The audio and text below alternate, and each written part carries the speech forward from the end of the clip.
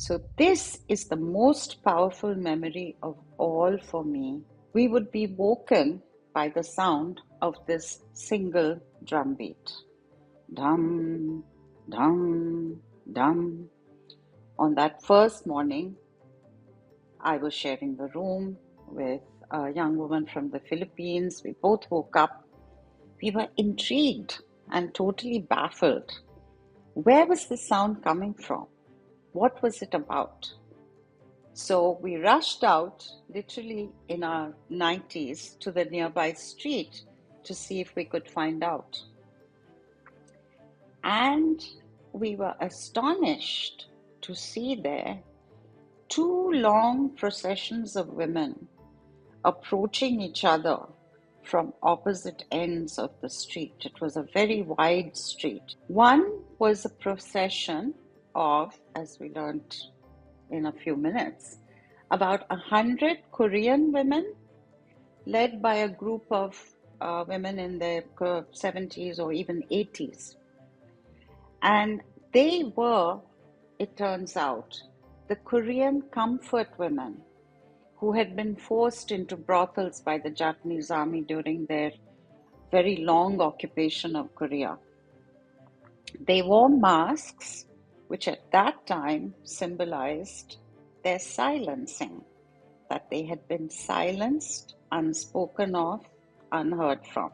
The women marching right at the front had this large banner which had just one word: apologize.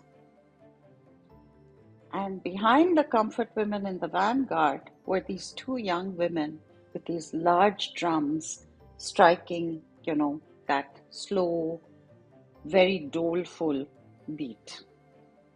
Now, from the opposite direction marched a group of about 100 Japanese women of all ages, but again led by a handful of women in their 70s and 80s, who I suppose were the contemporaries of the women leading the Korean procession. They wore no masks, but they also carried a banner right in the front with two simple words: we apologize. There was absolute silence, barring the drum beat. No slogans, no yelling.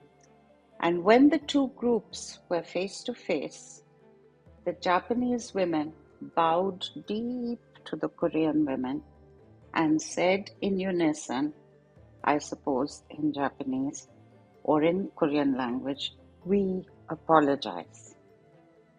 And the Korean women bowed back in acknowledgement of receiving the apology.